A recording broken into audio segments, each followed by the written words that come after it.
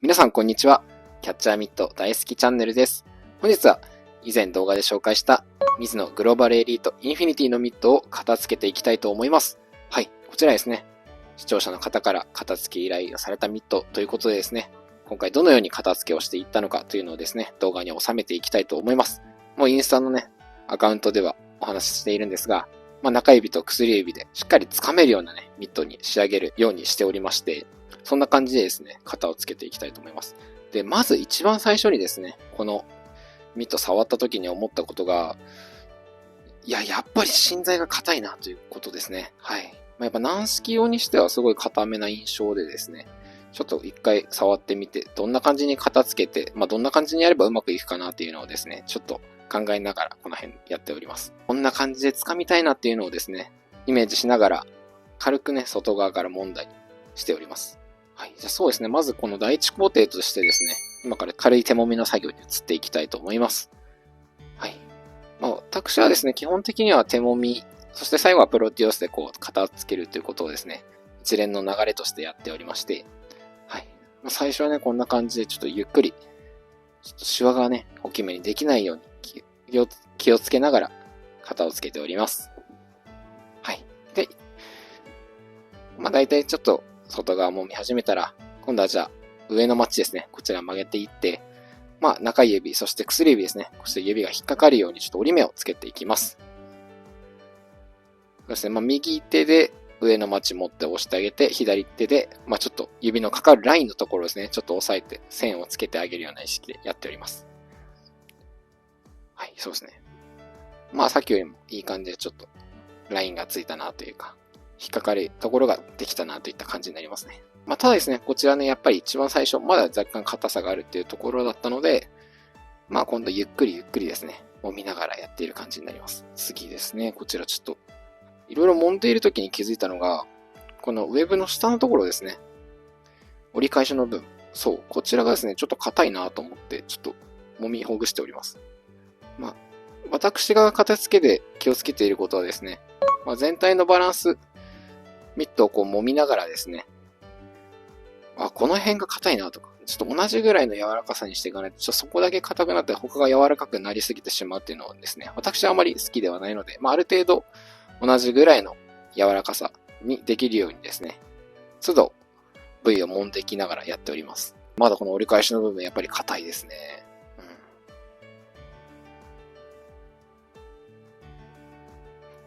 まずこちらね、第一工程の段階なので、あんまり強くやりすぎずにといった感じでやっております。では次ですね、こちら親指のマチ。これはカーブをつけていきたいと思います。はい。こちらのね、親指のカーブなんですが、特に意識していることはですね、本当に手に合うようにというか、この親指のマチのカーブがですね、親指のカーブの本当ラインに沿うように型をつけていきます。はい。で、親指のカーブちょっとつけた形がこちらになりますね。先ほどよりもまっすぐだったのがですね、ちょっと曲がっているのがわかるかなと思います。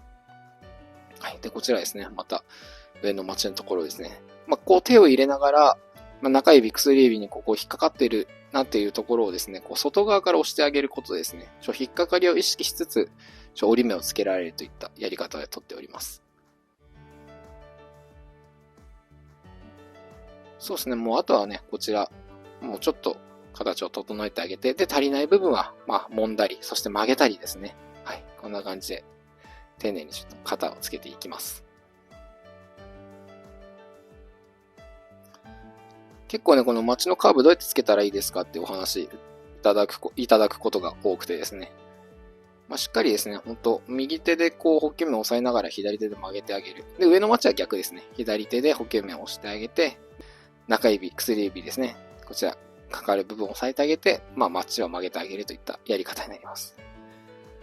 はい。こんな感じでですね、もうしっかり揉んでってやっているとですね、だんだんちょっと、私気づくことがありまして、ウェーブの紐なんですよね。ちょっと、これ見ていただくとわかると思うんですけど、私的にはちょっとこの、ウェーブと、その、ウェーブをつなぐ部分、こちらの紐がちょっと緩いかなといった印象ですね。で、こちら、3穴タイプのウェーブなので、割とちゃんと曲がってくれるタイプなので、若干紐きつめでもですね、ウェーブの屈曲してくれるので、ちょっと締める感じでも大丈夫なんですよね。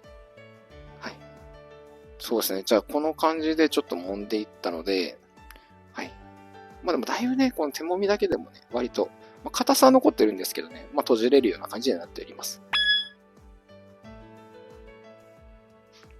はい。で、こちら、こう、閉じて上から見ていただくとわかるんですけど、ちょっと上がね、なんかこう、なんだろうな、曲がりはするんだけれど、若干ちょっとなんか曲がりが浅いというか、連動がちょっとですね、紐が長いとですね、私的には、ちょっとウェブの連動が悪いなといった印象になっていまして、ここからですね、ちょっとウェブの紐もですね、調節していきたいなと思います。はい。まずはここはですね、何度もこうやって手もみをしてやっております。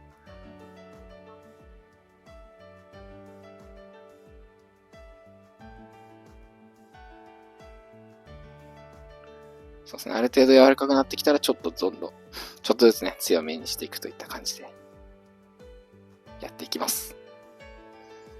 まあ、第一段階なんですけど、割と完成のこういうシルエットというか、感じには見えてきておりますね。はい。ちょっと丸くなってきたのがわかるのかなと思います。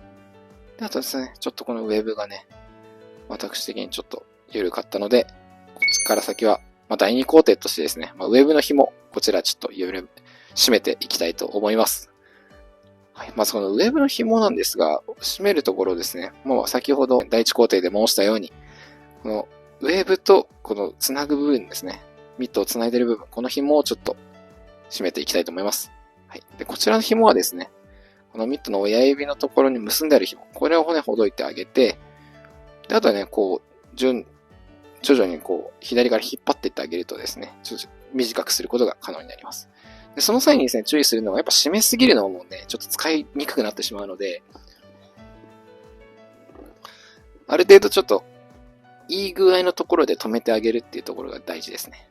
私はですね、まあ、3穴タイプのウェブの場合はですね、あんまりこう、ゆるゆるになりすぎないようにというか、まあでも締めすぎないようにというか、まあちょっと本当にいいバランスですね。ほんとこれぐらいですね。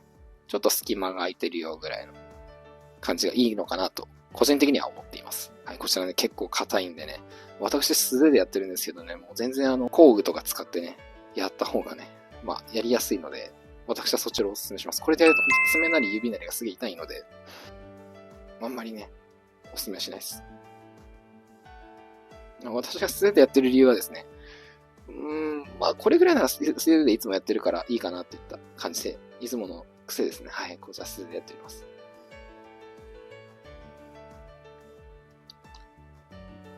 はい。で、そしたら一番右側ですね。3本目の、このウェブの紐のところまで来たら、この横側のこちらですね、こう引っ張ってあげると。はい。私的にはそうですね、もうこれぐらいの長さがベストですかね。この3穴タイプのウェブに関してはですね。はい。で、余ったところ、こちらこう紐を引っ張ってあげて、でこのウェブの、横の紐ですよね。こちらもね、片方だけが詰まったりとかしていると、若干ちょっと、なんだろうな、変な癖がついてしまったりするので、ちょうどいいところでこう、長さを揃えてあげるっていう意識が大事ですね。はい。そしたらこうやって、縛ってあげましょう。はい。こんな感じですね。で、伸びた紐はですね、一応こちら私はこの後切っております。はい。先ほどね、緩かった印象のウェブは、いい感じでこう締まっているんですよね。はい。締まったことによってですね、またちょっとミットの締まり具合が変わってくるので、何度もこうやって揉んであげるのが大事ですね。はい。そうですね、もうこれぐらいがっちりの方が私はですね、3穴タイプのウェブに関しては、ベストじゃないかなと、はい、個人的には思っております。そうですね、いい感じで、紐が締めることができました。じゃあ次はこの上のところですね、はい。この、一番上の紐、はい、こちらちょっと締めていきたいと思います。一番ね、こちらの紐なんですけど、やっぱりこの3穴タイプのウェブだと、この真ん中先ほどやったこの紐と、あとこの一番上ですね。こちらがね、ほんと大事なのかなと思っていて、ここがね、ちょっと緩すぎると、特にね、閉じた時に、ウェブが一緒に閉じてくれるような動作をしないでですね、こう紐だけが曲がっちゃうみたいなことがあってですね、私あんまそれがね、ちょっと良くないかなというか、私個人的にはあんま好きじゃないですね。ボール取って上に抜けてしまった時にですね、こうウェブだけ緩くて、なんか、ミットから抜けちゃうみたいなこともね、あったりするので、私的にはね、ちょっと上のこのレースのところですね。ちょっと微調整、ここ大事なのかなと、個人的には思っていますね。はい、そうですね。こちら。やり方はですね、片方どちらかのですね、長い方のレースというか、で、こう引っ張ってあげると、どちらかがこの、くるくるのところですね、この紐と繋がっているので、これをこう引っ張ってあげると、短くなったりするので、まずはこう、紐を引っ張ってどことどこが繋がっているかなっていうのを確認しながらやるといいかと思います。ここのね、このレースの調整に関してはですね、やはり私も工具使いながらやっております。はい。こんな感じですね。で、この余った紐をどんどんこう上のウェブのところですね。紐を引っ張って調節しております。はい。じゃあこの辺はですね、ちょっと同じ作業の繰り返しになりますので、少し早送りしていきます。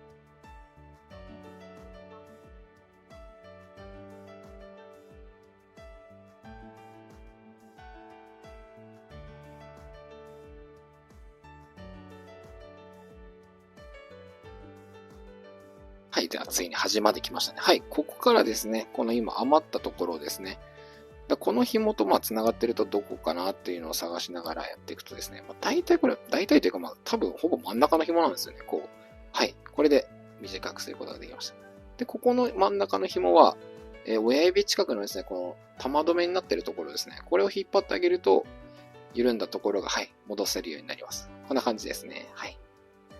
でそしたらですね、まずこの真ん中の紐の長さですね、ちょっと調節して、もうこんぐらいにしたいなっていうのをこう曲げ伸ばしながらですね、ちょっとイメージして、長さを調節しています。はい。で、真ん中の紐これぐらいでいいなって思ったら、あとはこの両サイドの紐ですね。はい。この辺も、じゃあこれと同じぐらいにちょっと短くしようかなっていったところで調節していきます。そうですね。こちら、まず引っ張ってあげて、反対側の紐を短くしますね。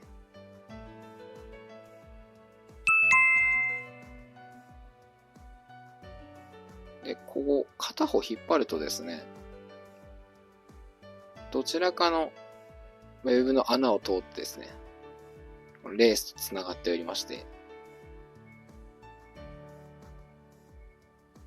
はい。で、これ閉まったのがわかるかなと思います。先ほど緩かったのがですね、いい感じにこう閉まったというところで、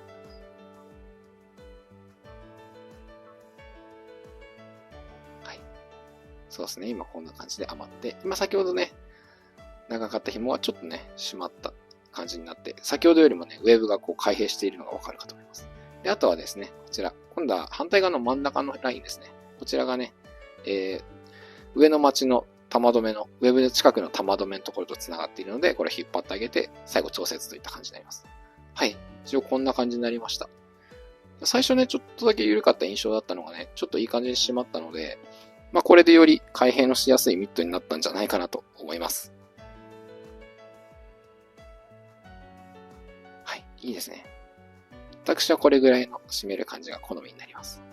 はい、では続きまして、先ほどのね、玉止めのところも直して、こちらね、ウェーブ締めた後ですね、また今度は手もみして、今度は補形まで行っていきたいと思います。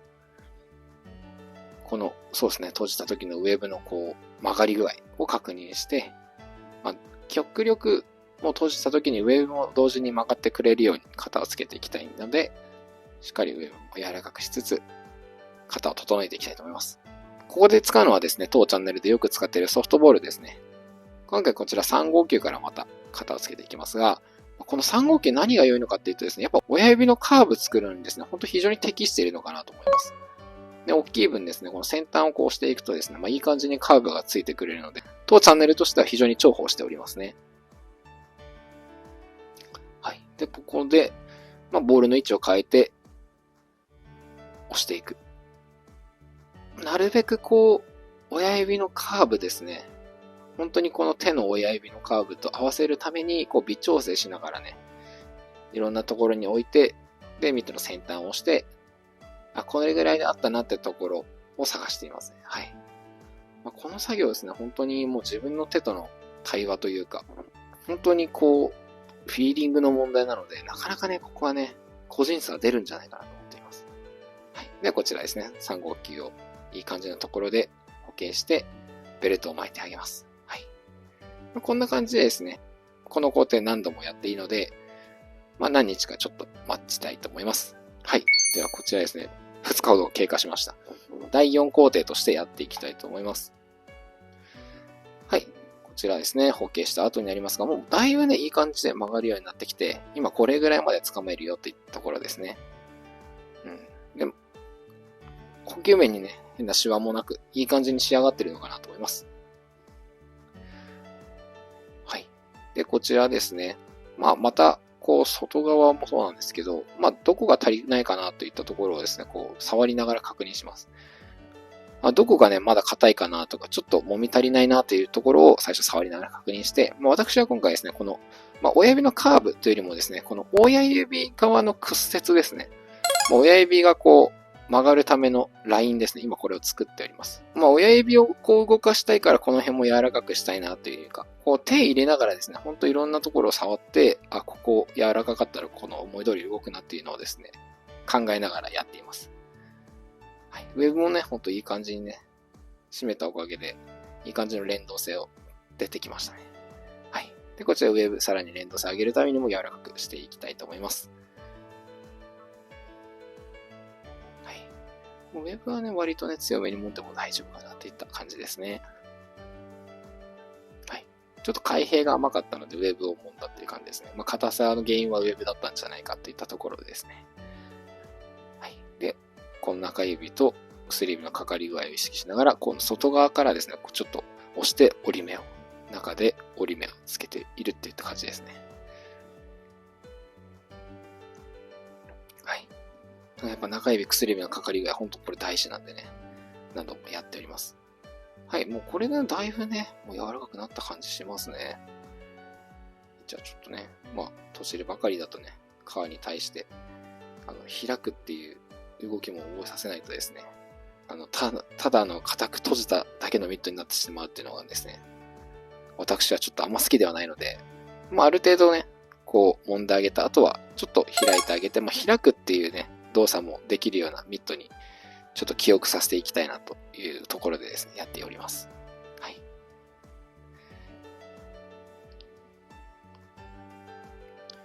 そうですね、この指を曲げたときに、いい感じにね、こう、ウェブも連動しているのかなと思います。では、そしたらですね、先ほど3号球だったものを、今度は2号球ですね、ソフトボール。もう徐々にボールをこう小さくしていって、本当にゆっくり型をつけていくといったやり方になっていますね。大事なのがですね、やっぱこのカーブのところ、そして掴んだ時の補給感ですね。もうここでね、しっかりこう、このミットにですね、インプットさせているといった仕様になっています。はい、しっかりね、ここのミットの端と端、こちら合わせてですね、ボールを握った時に、本当にこう中で遊ばないようにギュッと、はい、この辺曲げて、こう取りたい。で、こう取った時にこうボールが中で遊ばないようにっていう感じでですね、左手はもうちゃんとボールを掴んでるといった感じで、右手でこう補助してあげるといった。こういう風に掴みたいから、ここをこう曲げて押していきたい。押していくといったやり方になりますね。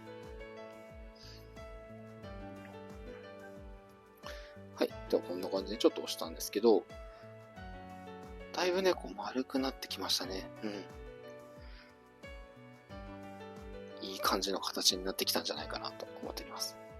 で、この親指の待ちって僕大事だなと思ってるのは、この親指の待ちの先だけではなくてですね、手入れ部のこの親指の腹、これがですね、大事かなと思ってて、手入れ部のところからこうちゃんと曲げてあげるような印象ですね。はい。その方がですね、やっぱね、親指のほんと腹から先までのカーブがですね、合っていると、やっぱフィット感全然違うと思うんですね。で、ミットの操作性、扱いやすさとかもね、やっぱしっかり手に合うので、ここは私ちょっと入念にやっていますね。はい。で、ある程度ですね、揉んだ後、こちらまた2号機ですね。で、どの辺で掴みたいということと、はい、ちょっと親指の待ちもですね、ちょっとカーブもうちょっとだけ根元の方につけたいなっていう思いがありまして、ちょっとポケットよりも、自分が作りたいポケットの位置よりも若干下でですね、ボールを握って、で、巻いてあげるといった感じになります。はい。では、これで第4工程終了です。で、このままですね、何日かまた待っていきたいと思います。はい。では、こちらまた2日間待ちました。その間にですね、何度か外して揉んだりとはしているんですが、ここでね、ちょっとどれぐらい開閉できるようになったか開けてみていきたいと思います。はい。ではこんな感じになりました。もうだいぶ閉じれるようになってますね。はい。やっぱね、この親指の腹の方のところにまでですね、カーブがあるおかげでですね、やっぱ手との密着具合がまた上がってですね、やっぱフィット感かなり上がりましたね。はい。では、ここまたね、足りないところ、ガンガン揉んでいきたいと思います。はい。第1工程で、第4工程でやったよりもですね、ちょっと強めでももう大丈夫ですね。ある程度皮がですね、柔らかくなってきて、強い衝撃でもですね、耐えれるようになって、どこかなんか一部が浮いたりとかそういうことがですね、ないようになっております。はい。ではこちら背面もしっかり揉んでいきましょう。自分の先ですね。これ大事ですね。はい。いい感じ。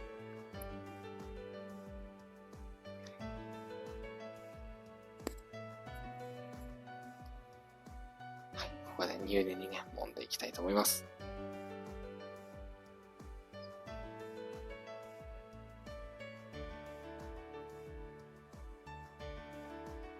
そうですね。ここは指のかかり具合。ちょっと上の待ちの方がですね、なんか弱いかな。っていったこの状態で意識ですね。親指の方がよく曲がるなといったところで。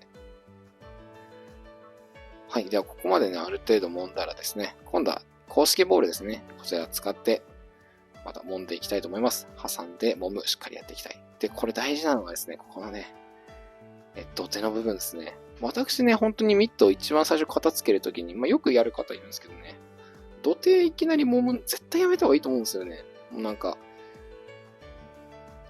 昔のキャッチャーミットの片付け方法って土手が一番柔らかくしないと開閉ができないというか、そんな認識だったと思うんですけど、確かにそれは一理あるんですけど、ね、いきなり土手揉んじゃうとなんか、それが癖づいちゃって、変な癖になってしまうというか、その危険性があるんですよね。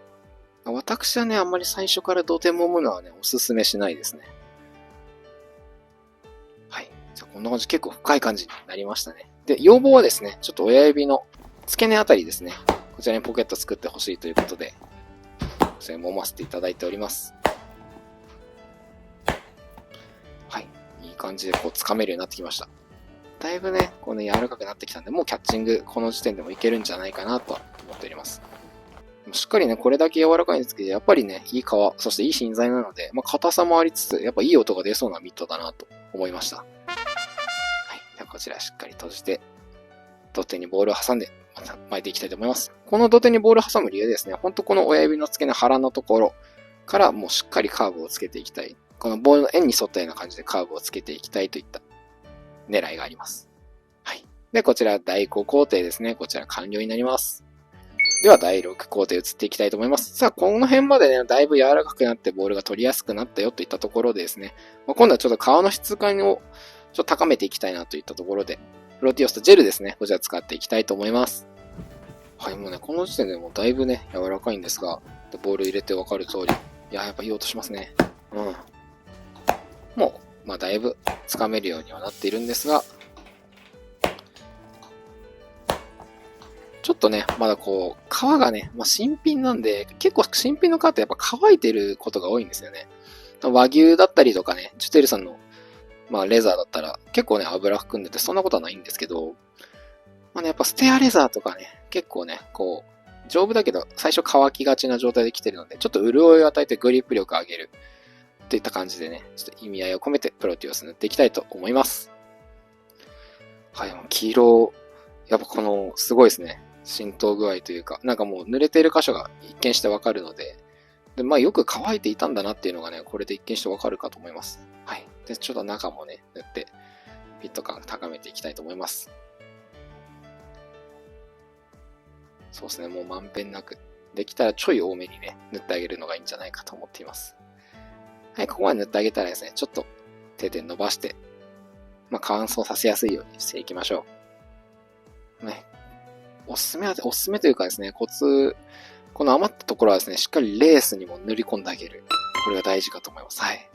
スプレータイプはね、レースにも潤いを与えやすいので、これは本当非常におすすめですね。はい、続いてね、表面結構すぐ乾いちゃったので、今度はね、補給面側にもしっかりプロティオス塗っていきたいと思います。はい。さあ、いい感じですね。さあ、しっかりこれで、プロティオス吸ってもらって、ちょっと皮に弾力をね、与えていきたいと思います。補給面側ですね、こちら余った部分、プロティオス塗って、今こちらですね、ちょっと乾いた状態になります。はい。で、この後ですね、UV マルチベントジェル、これも塗って、せっかくの綺麗な黄色い色をですね、UV から守っていきたいと思います。色落ちをね、これで防げるので。でね、この時点でジェルですね、結構言われる方が多かったんですけど、たっぷりめに塗っておきます。塗りすぎじゃないかっていうお話もいただくんですけど、正直ね、この一番最初のこの工程、ジェルだったりプロティオスもそうなんですけど、この一番最初に塗っておくのは大事かと思っていて、一番最初の皮に癖付けをするというか、もうこの皮もね、どんどん潤いがやっぱり抜けてってしまうので、一番最初にこの皮に潤いを持たせるって意味合いでですね、私は、ジェル、そしてプロティオス、これしっかり塗るようにしております。徐々にね、使っていけば使っていくほどね、手入れ、皆さんどのように手入れしてるか、私はわかんないんですけど、私基本的にね、普段の手入れは、オイルとか使わないでですね、水拭きと、あと空拭き、ほんとこれと、で、ゲーム前にちょっと補給面に、畠山の白いワックス塗って使うみたいな感じでやっているので、全体にオイル塗るってことは基本しないんですよね。ほんと補給面の一番擦れる箇所だけはしっかりしっとりさせておこうっていう狙いを持っていつも使ってるんですけど、これでね、やっぱミット重くなったりとかしたことはですね、あんまないですね、私は。基本的に、そんなに変わらないですかね。これは本当お手入れの方法によると思いますね。しかも今塗ってるのはジェルなので、オイルではないので、本当に、乾燥というか蒸発しやすいので、しっかりミットも重くならないっていうところがですね、いいところなのかなと思っています。かつね、ちょっといい感じの潤いもね、皮に与えてくれるので、私は本当このジェルタイプのお手入れ道具はですね、おすすめですね。固形のオイルよりも正直いいんじゃないかなって私は思ったりします。固形のオイルは用途ですかね。私は基本的に補給面にしか使わないですね。はい。ではこんな感じで全体に塗り終えることができました。しっかりね、余った部分はですね、レースにも塗れていい感じのしっとり具合になったんじゃないかと思います。で、このね、湿った状態のね、ミットですね、また手もみでしっかり揉んでいきたいと思います。ちょっとね、やっぱりプロティオスもそうですし、ジェルもそうなんですけど、若干ね、この水分含んでるってことで、ちょっとね、皮が柔らかくなれるので、この辺でですね、ちょっとしっかりめに揉んでいきたいと思います。はい。で、今回はね、これボールなしでですね、またちょっと揉んでいるんですが、これをやる要因はですね、ちょっとしっかり、手へのフィット感、手に密着させていきたいというのをですね、目的としてやっています。はい。で、しっかり曲げ伸ばししながら、この辺をもうちょい柔らかくしたいなといったところで、意識をしながらやっています。で、このボールもですね、しっかりまたやるのが大事ですね。で、ここでやってるのはですね、先ほどよりもやっぱ力を強めにですね、ちょっと揉んでいます。なぜかというとですね、皮が柔らかくなっているんで、より記憶させやすい状態だからですね。今がここがチャンスというか。でもこの最終工程というか、もう完成に近い状態なんですけど、その状態、完成に近い状態に近づくにつれて、ちょっとね、ミットの方にもね、強い圧をかけながら、皮に記憶をさせていくといった作業をしています。はい。こんな感じで、ちょっと揉んだ後なんですけど、はい、もうしっかり握れるようになってますね。はい。こんなカチってボールを取った後に、なんか音が鳴るんですけど、これしっかりね、皮がこう、いい感じでしっとりしているといった証拠にもなっていますね。で、はい、ここでですね、初めて土手揉んでいきたいと思います。はい。今までね、こう土手を揉まずにね、中指そして親指のところですね、こう、ラインをつけて閉じれるようにしていたんですが、結局この土手はですね、最初からやるとちょっと土手が曲がりすぎて良くないんですけど、後からこう土手を曲げることでですね、もう全体のこう掴んだ時のミットの一体感をですね、高める効果があります。私はですね、ほんと最終工程の柔らかくなったこの状態の時に、土手を曲げてあげて、より手と一体化させるといった狙いを持ってやっております。はい。ではこんな感じでね、ここで完了したので、ボールを入れてですね、このまま補形していきたいと思います。はい。ではこんな感じで補形した後完了になります。はい。ではちょっと飛びまして、もうこちらですね、もうこの後、ほぼやることはですね、一緒なんですけど、このプロディアスジェル塗った後のミット、この状態になっておりまして、もうね、乾いた後、もういい感じですね。やはりサラサラな具合というか、全くベタベタせずですね、やっぱ乗るのがいい感じですね。はい。でもこれは最終工程、本当にね、ミットもいい感じの柔らかさになった状態のところからさらに、しっかりカーブ、そして折り目ですね、つけて、最終調整といったところですね。はい。もうここを閉じた時に、ここも一緒に曲がってほしい。そんな感じですね。イメージしながら、各部位を揉んでおります。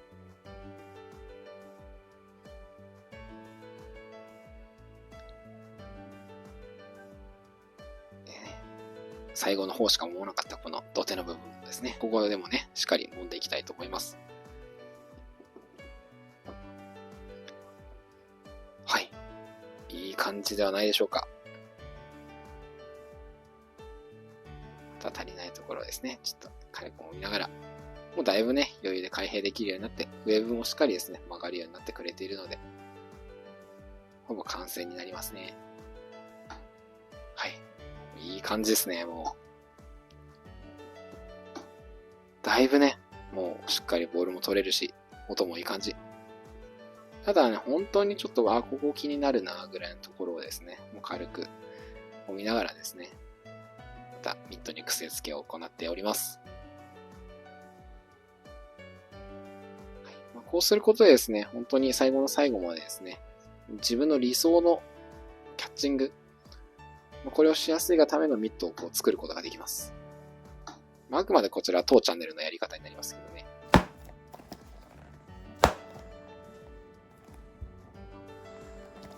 叩いたりもしますね。で依頼者の方は、こちら親指のね、付近にポケットを作ってくださいということで、ね、親指付近に叩いてね、ポケットを作っております。